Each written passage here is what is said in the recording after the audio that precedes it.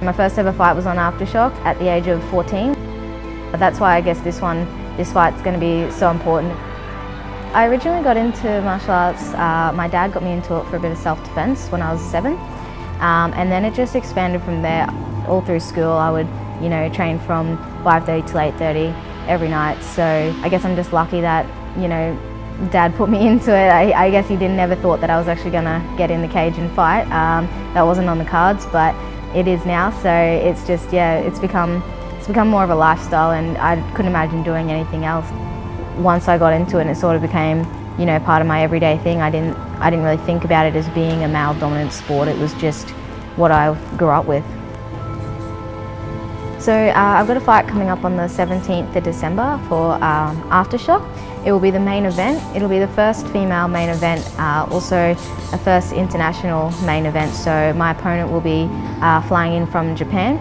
It'll be a big show, a big fight, so that'll be very exciting. I usually fight at 48 kilos. I've taken this fight at 52 kilos just because it's, all I can get at the moment. So yeah, she may be a bit bigger than me, but I'm feeling confident going in there, and I don't want to miss out on an opportunity for a fight.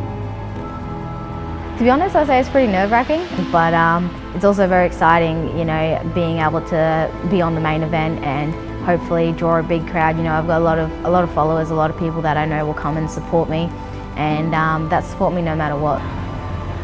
So I've been to Thailand 3 times now, where I've trained out of Tiger Muay Thai.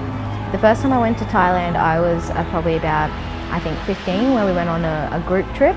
And then ever since then I fell in love. So I went back, I finished grade 12, and I decided to go to Thailand for 3 months. It's the best place to be. You wake up, you train, you eat, you sleep, you train. I guess right before I step in, you get into sort of a tunnel vision state, and once you get in there, it all just comes naturally. Your muscle memory starts to kick in, and you just go into your fight mode. But it can be very crazy. Usually the week before, the week is the nerve-wracking part, where you go through everything over in your head. You analyze every little thing. You analyze everything you're doing wrong, everything you're doing right. So it is a big thing, and controlling your mind's probably one of the hardest parts about fighting. Every fight's different. There's always different stuff going through your head. There's always doubts, there's always positives. Whenever there's doubts, you're always trying to, be like telling yourself, no, I trained hard for this, I did everything I could, and that's what you've got to tell yourself before you go in, that if you look back on all your training, was there anything you could have done more?